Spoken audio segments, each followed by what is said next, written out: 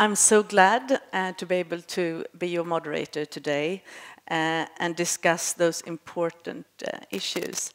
As a science communicator, I'm interested in the outcomes and the impact of what you do.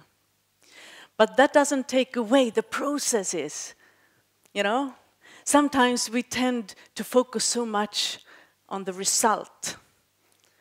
But why you are in it in the first place is such a good story to tell.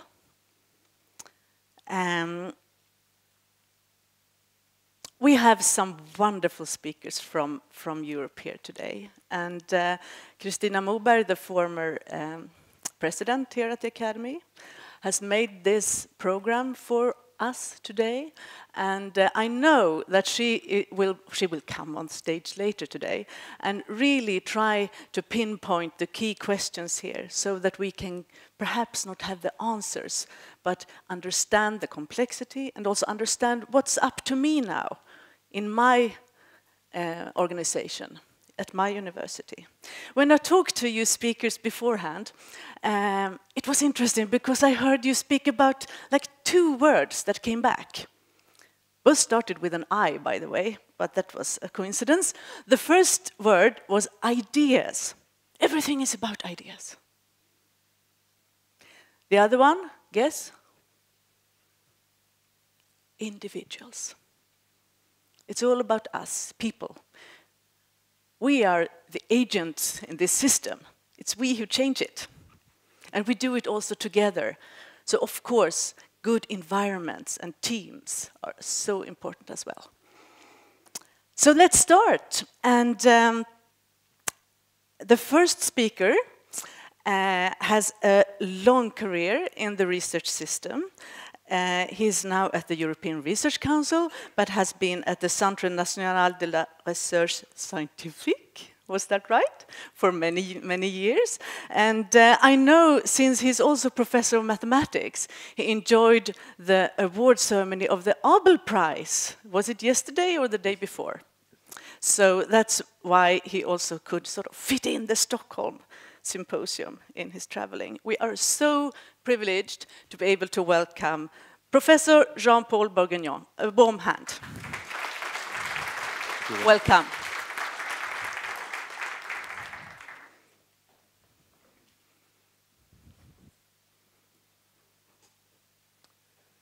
Distinguished guests, ladies and gentlemen, many thanks to Professor Moberg and to the organizing committee for inviting me here today.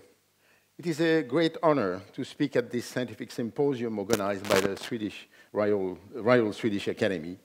I've been asked to speak on how the ERC has changed the European funding landscape. I do believe it has, but we have to provide evidence and analyze why. This is a welcome topic in the conference dedicated to a key question for research and researchers: how do we assess scientific quality? But first, one must get a basic understanding of the European funding landscape itself and how it compares to others. In July 2017, solicited by Commissioner Carlos Moedas, Pascal Lamy presented in the name of the high-level committee he chaired a report to the European Commission on maximizing the impact of EU research and innovation. The report summarized the situation in Europe like this. I'm quoting: Europe is a global scientific powerhouse. It has all the necessary ingredients to shape a prosperous and safe future.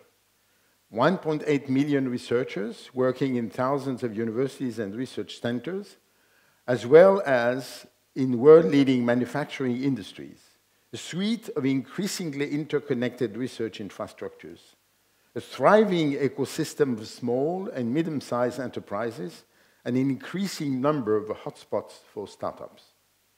With just 7% of the world's population and 24% of global GDP, it produces about 30% of the world's scientific publications.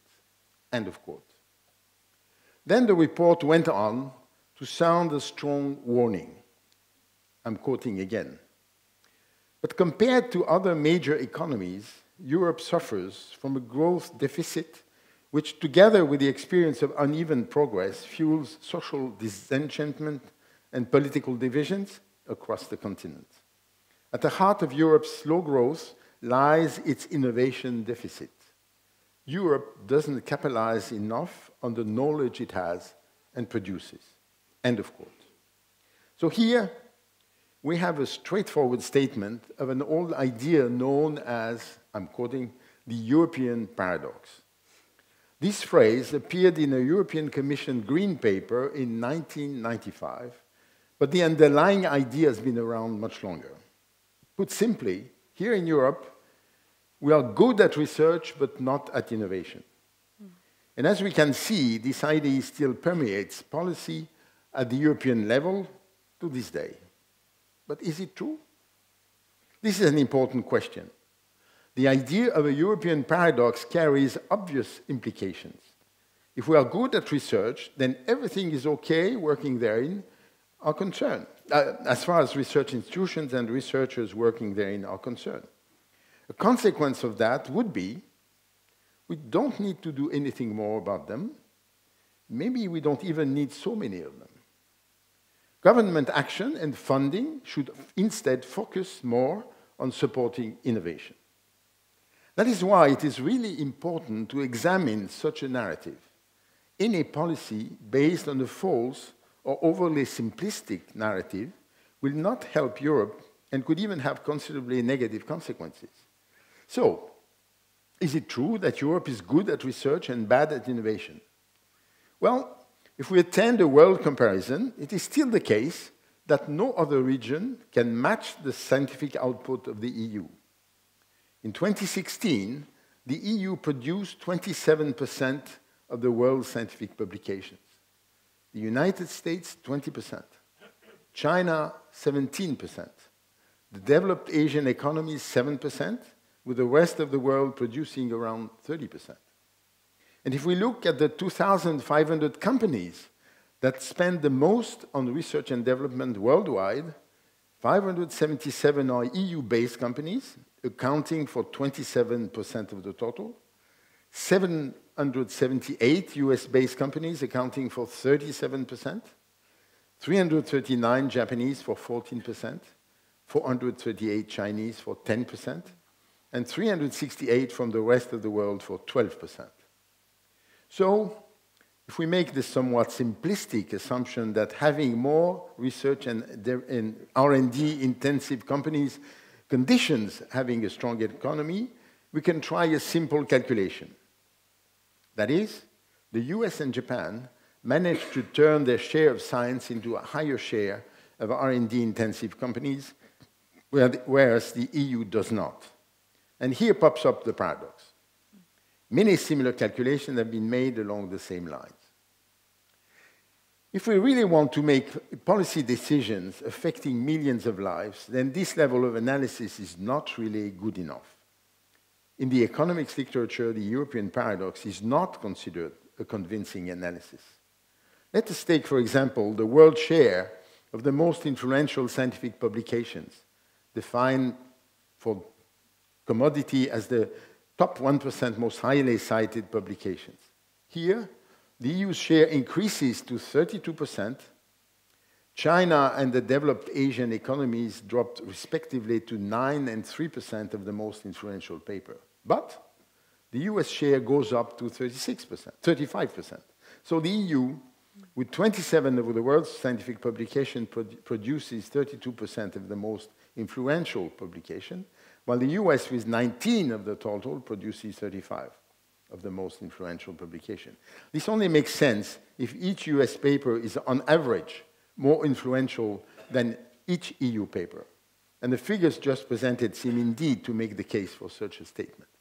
So here we are, of course, touching quality. So already, removing any layer of the onion shows that much more is going on than the simple story told by the European paradox. And if we delve deeper, we can get our hands on something, I think, even more interesting. In Europe, there are around 3,000 higher education institutions and many other research-performing organizations such that the CNRS in France, the Max Planck Gesellschaft, and the Helmholtz-Gemeinschaft in Germany, the CNR in Italy, the CSIC in Spain, and many others. Around half of the higher education institutions are considered research active, and around 850 award doctorates. These universities and research organizations employ around 900,000 public sector researchers. One should note also that much of the research funding available in Europe is institutional funding, that is, funding attributed for the operating activities. It is usually not earmarked for specific activities of organizational subunits. Instead, internal allocation is left to the performing organization. Institutional funding can be formula-based, negotiated, or historical. What that means is that in many European countries, project funding, defined as money attributed to a group or an individual to perform a research activity limited in scope, budget, and time, is rather limited. Furthermore, important differences persist between EU countries in terms of scientific output. Highly cited publications are concentrated in a group of leading countries, predominantly in the Northwest Europe, while Southern, Eastern, and Baltic countries still rank lower, despite some progress in recent years. By contrast, in the US, there are only around 400,000 public sector researchers. Remember, I quoted 900,000 for Europe, and only around 300 out of over 4,000 higher education institutions award doctorates, many more in Europe. Federal research funding is heavily concentrated on the most research-intensive of these institutions.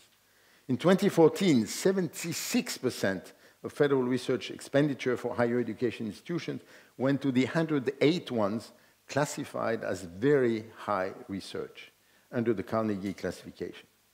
The top US universities also remain highly attractive to the best scientists from around the world. So, from this very quick survey, we can readily see that individual researchers in the US have more resources on average, and crucially, there is ample project funding available for individual researchers from multiple sources. There is a clear hierarchy of research institutions, with the top ones having won a global reputation. In the EU environment, it is often more difficult for a researcher to develop a career, to achieve recognition, and to secure funding to carry out all his or her own research. So we can call ourselves a scientific powerhouse if we so wish. And it is true that at the world level, our only current competitor is the US. But given the structural issues in the EU's public sector research base, it is not surprising that in many areas of science, the US has managed to maintain the lead over many decades. Furthermore, it is clear that China is making huge efforts to catch up and achieves remarkable progress. One can say that today, China only has a 9% share of top publications, but its share was less than 1% in 2000. Now, this talk of a technology gap with the US and the rise of other scientific powers is even older than the talk of a European paradox. But actually, this one, I believe, is more well-founded. For example, an influential analysis of European competitiveness in information technology and long-term scientific performance concluded that, I'm quoting, the weakness in the scientific base, that it is the weakness in the scientific base that is responsible, indirectly and in the long run, but in a powerful way, for the poor industrial performance in this sector. Now, I don't want to suggest that one can replace a simplistic narrative with another. I'm not saying if we're on the cutting edge of research, we'll have a good economy. It is clearly a lot more complicated than that. And this is why a comprehensive approach to these issues is needed. To give a few hints at other possible parameters, the roles of military technology and procurement, to name one, market size, regulation, and industrial structure have all played a part in the rise of big tech in the US. But let us not suggest that it is a coincidence that the US is ahead in terms of cutting-edge IT research and the cradle of big tech companies, or just blame the linguistic heterogeneity of Europe and its fragmented markets when it is well established that diversity is actually a resource.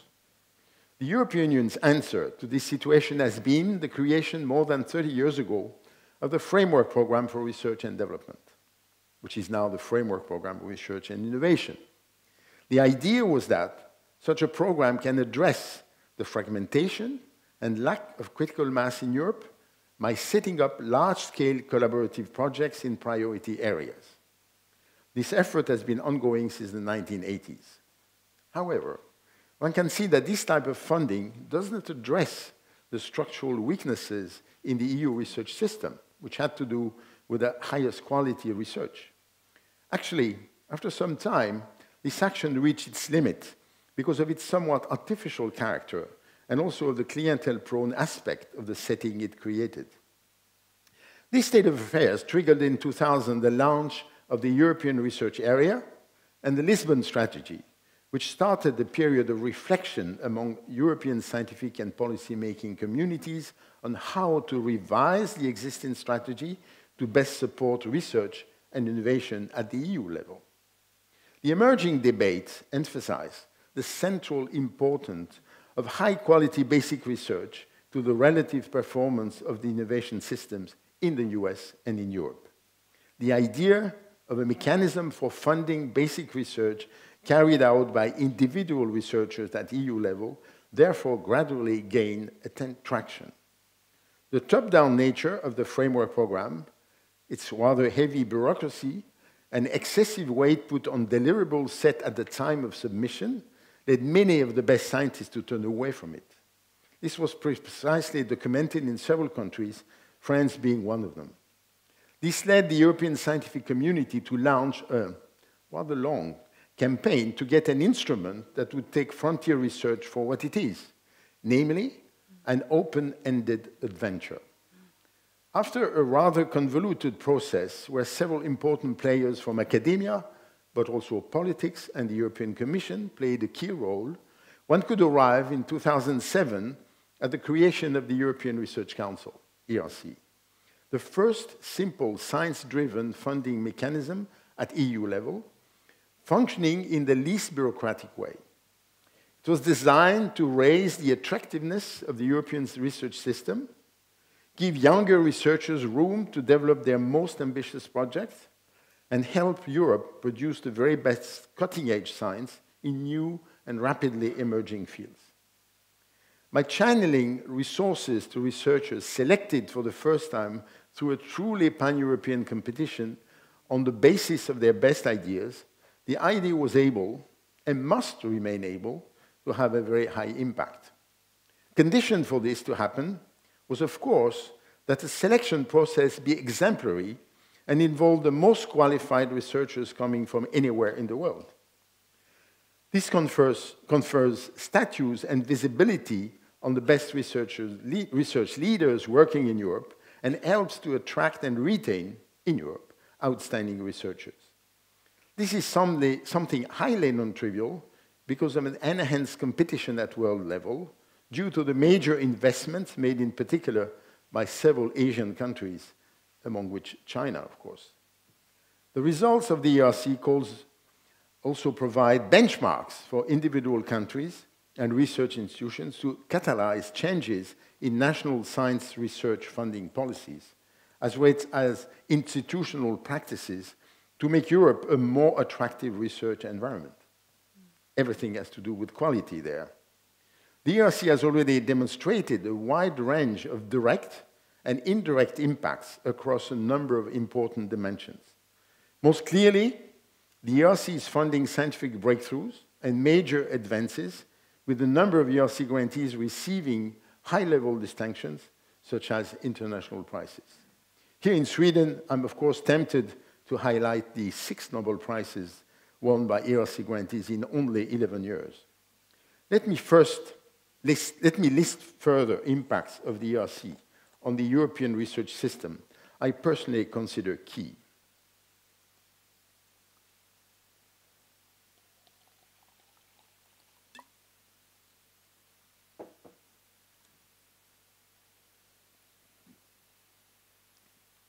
The ERC is having a visible a visible impact through its strong benchmarking function due to the fact that scientific quality is the only criteria for the selection of proposals.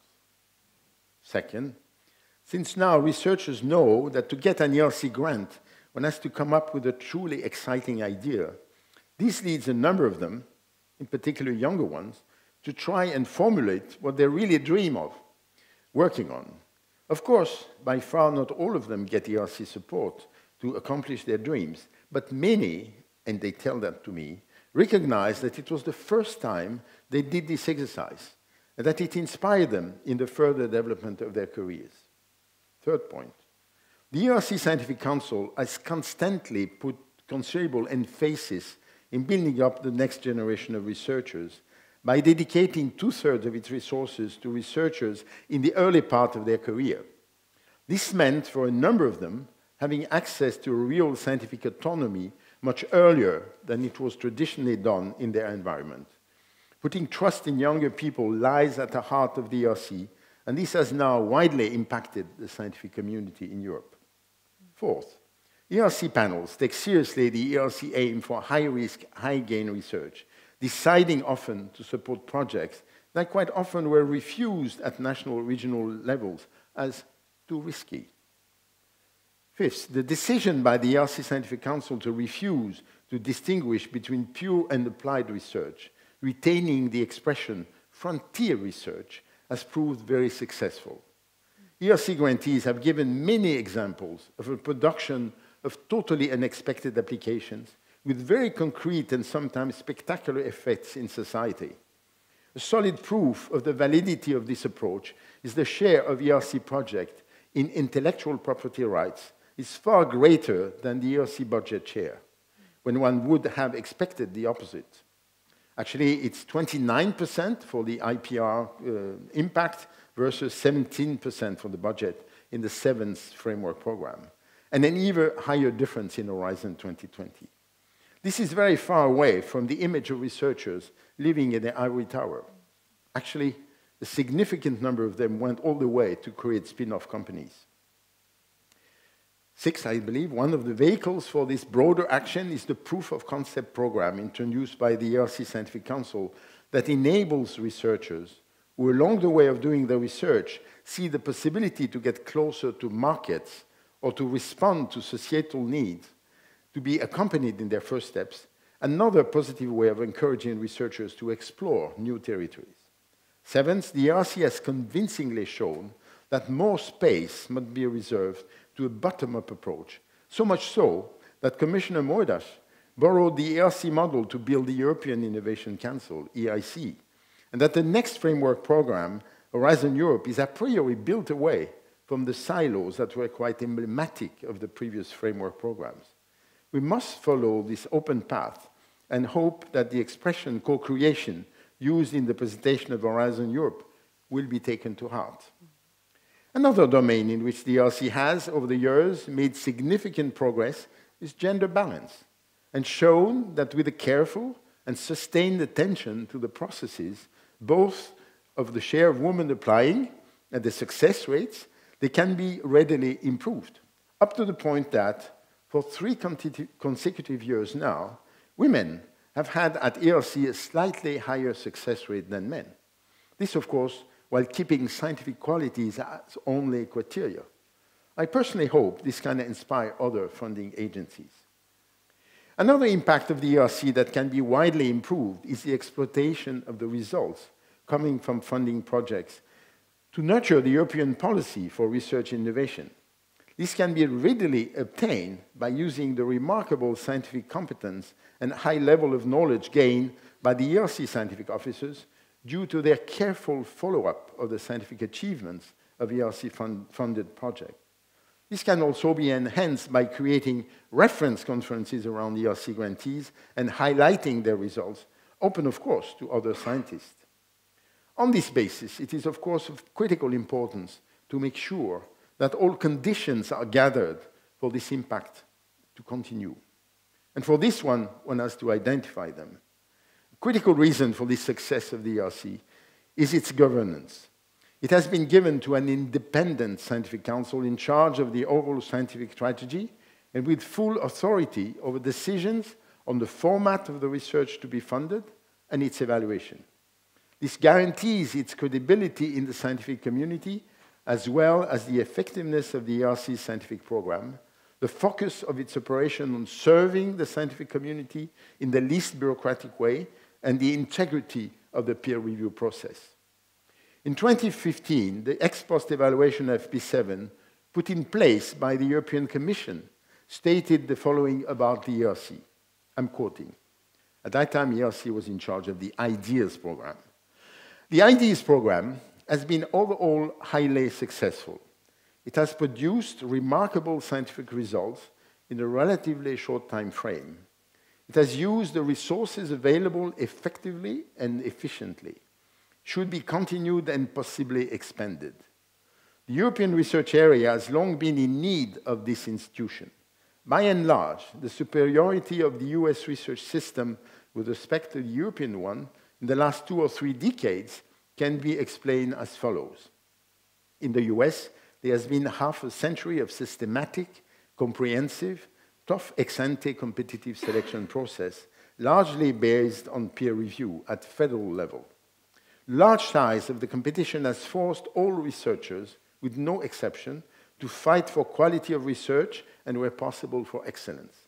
Several decades of this institutional design have shaped the research system deeply and irreversibly. In Europe, on the contrary, the ex-ante selection process has been based, in most cases, on panel-based ministerial decisions, inevitably associated to consideration other than peer review. The size of the pool has been traditionally small, the intensity of competition rather limited. In the initial decades, the European research policy, due to limitations in the legal framework, has been largely based on networks and coalitions of institutions and teams. While this policy orientation has been extremely valuable in capability building and networking, it has not created the intensity of competition experienced in the USA. The ERC has been the first step in changing this state of affairs. These initial results are remarkably positive and reinforce the rationale for which it has been created. End of quote. So in conclusion, I think one can reliably say that the ERC has had a major impact on the European funding landscape, and one of its actions has been to change the narrative of European research policy. It is now proved unjustified to decouple research and innovation and focus on only one aspect. I will leave you with the words of the OECD's latest innovation strategy. I could have written myself almost verbatim. I quote, I was not in the panel. Published research plays a key role in innovation systems by providing new knowledge and pushing the knowledge frontier. Universities and public research institutions often undertake longer-term, higher-risk research and complement the activities of the private sector. End of quote. The strategy calls on government to, I'm quoting again, think long-term. Many of the key technologies driving growth today, including the internet, mobile telephony, and genomics, would not have been possible without public funding of long-term research. Innovation policies must look to the long term to answer major challenges like climate change and aging. End of quote. The only words I would add myself are, nothing of importance can be done on these matters without the direct and genuine involvement of the scientific communities. I thank you for your attention. Thank you.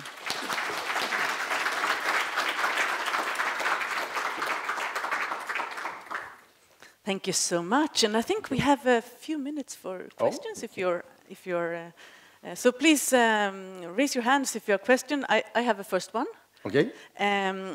You touched upon the narrative and the understanding for this important system from the politicians, etc. So I was wondering now, when things like climate change and other challenges are so urgent, we still need an understanding for long-term science. How is that dialogue going with the decision makers in Europe? Well, decision makers in Europe, for the moment, are not exactly in the same situation as the American colleagues who have a president who says there is no climate change. So, of course, there is no problem. You don't have to deal with it. They may have other problems. Yeah, but this is not the situation in Europe. No.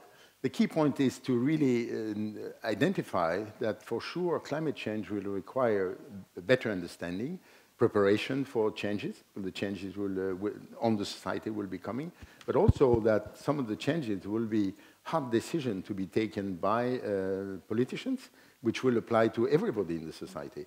So, of course, if you want to be successful at that, because it will be painful, everybody will have to make efforts, you have to give solid evidence that indeed sustained effort shared by many will indeed have an impact. So this is maybe the most critical point. That is, if you don't have this perspective that actually by doing these sustained efforts, well-identified sustained efforts, then you will indeed have an impact. This is really something which is difficult. Because, just because the scientific endeavor is an open-ended process, as you said. Actually, in another speech, I pointed to the fact that it would be very dangerous for scientists if they position themselves by saying, just trust us, let us do things, and by magic, things will be done. It will never be the answer. The answer is you need to understand the situation, you need to understand the background, you need to understand the possible impact of measures, but most of the measures are going to touch everybody, and everybody will have to make efforts. So we are not magicians. We just are key actors in the process of understanding the situation. Comments or questions? Yes, we have one there, please. Sorry, I get out. Get out of the limelight. Thank you for this very interesting presentation. You started off discussing the European paradox. So my question is, the relatively new add-on to the ERC system, the ERC synergy grants, could this be seen as an attempt to address the issue of the European paradox? Well, I think one can take it from different sides. So, of course, as you know, the creation of EIC was one of the recommendations of the Lamy report. So from that point of view, you can take the justification of the creation as just an application of the European paradox. But if you look more carefully, and personally I had the opportunity of exchanging with the commissioner on this, actually for the commissioner, what he really found was really inappropriate in the present policy was the fact that innovators, or people who wanted to get support for their innovations, had to fall into well-determined a priori categories, which he felt was just totally unjustified, in particular for innovation. So I think for him, taking seriously a bottom-up approach also for innovation was a very, very key mobilization. So from that on now come into play next to ERC and EIC, and Commissioner Moedas is very pleased when people recognize that he has been defending ERC as strongly as he has been fighting to create EIC, which is a fact. He has definitely been a great advocate of ERC. So our attitude at the level of the Scientific Council concerning EIC has been very clear. We have always been saying, because some people told us, well, that's a big threat for you, and all the money will be channeled to EIC, taken out of ERC. We have always been saying, we don't think so. We believe that there is room for an EIC, provided ERC is well preserved, in particular in its structure. But we, very early on, developed relations with a high-level group who was in charge of shaping EIC. And we even had common meetings, partly to explain to them what was specific to ERC, so that if they want to transpose it to EIC, they do it right. But also to very early on identify possible bridges. I mentioned in passing the proof of concept, which we know is an embryonic thing for people who want to go, researchers who want to go into innovation. And we explicitly discussed with this high-level group, and now it has to be developed further because the IEC will come to life sometime, whether they could actually develop, we tended to call it POC2, proof of concept number 2, which is really the next stage, which of course requires much larger amounts of money, probably not only public money, but also private money, because we feel that we definitely want to be on the same boat. and each of us contributing in a proper way to the whole process. So this is the next step for the ERC, one could say? I hope so. I mean, it will be a decision of the Scientific Council. I will not be on board at that time, so maybe my colleagues will have a different view. But for the moment, it's very clear. That's unanimous in the Scientific Council. If we can make a short comment also from Dr. Krull there, please. Well, Jean-Pierre, thank you very much for admirably demonstrating the usefulness of the ERC. As somebody who was involved early on, I of course like to hear that. But when you also mentioned that you're in favor, and the ERC should be in favor of risky projects, there must also be failures. So what did not work? Honestly now. Well, I think maybe several things. Concerning this risky project, so as you know, we are developing this ex post evaluation, and the results, of course, since this is public money, to show that the money has been properly used is also something very important. And so the fact that year after year we get between 70 and 80% of projects which are either breakthroughs or major scientific advances is very good. But maybe we should be worried that if you look at the one who failed, then the percentage is very, very low, 1, 2, 3, 4%, even last year 0%, which, so then we talk to people who actually have been at the lower end and you try to identify it. And actually, you know, if you have a 5 years project and you realize after 3 years you really are not going to do what you promised to do, well, these people are not stupid, of course. They're high-level scientists. So usually they just readapt and do something, which of course is not great because it's a short time to develop very high-level research, but still it doesn't end up being a total failure. So this is one. The second one, which I think is very important to point to, of course, has to do with the, which is at the same time revealing, but also something for which we have not yet developed the proper tools, is of course the uneven distribution of grants in Europe. There was never a purpose to have an even distribution, and as you know, in the US, the unevenness is even worse than in Europe, by far.